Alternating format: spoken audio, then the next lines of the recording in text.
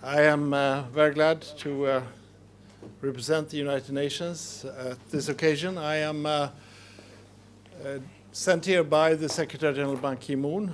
I am here to try to achieve a de-escalation of this crisis in different ways. And of course, I, as a representative of the United Nations, also stand for peaceful settlement of disputes. That is the main purpose of my visit. I have had meetings with the foreign minister of this interim government, the prime minister, the interim president. I have further meetings today. But I also wanted very much to come closer to realities, which I have seen in this neighborhood. And of course, present my condolences to the many victims, all victims, and their families during this very dramatic, I would say even traumatic period for Ukraine. The Ukrainian people is going through a very turbulent period.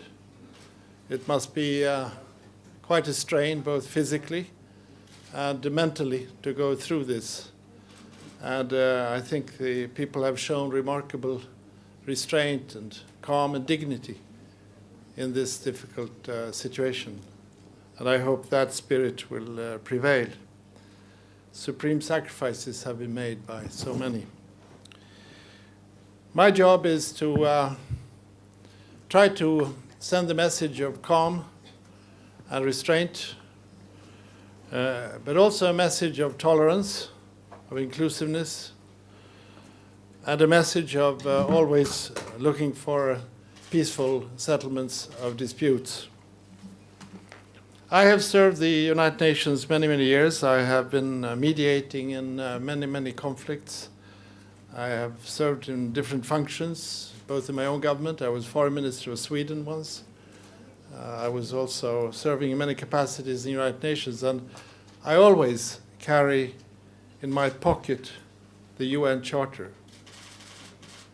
And I think this charter should be remembered for what it is. And I would like to just mention some of the aspects of this charter which are relevant for the situation in Ukraine. First of all, the first three words of this charter are "we the peoples." We are there to serve the peoples of the world. And the first lines after the horrible Second World War are memorable. "We the peoples of the United Nations, determined to save succeeding generations from the scourge of war." This is the first lines in this charter for which I stand and my colleagues who are here with me.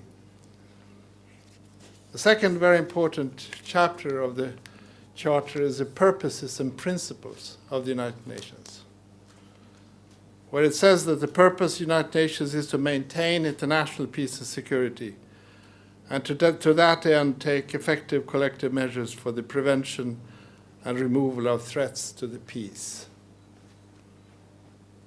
And the second paragraph, it is a purpose of the United Nations to develop friendly relations among nations.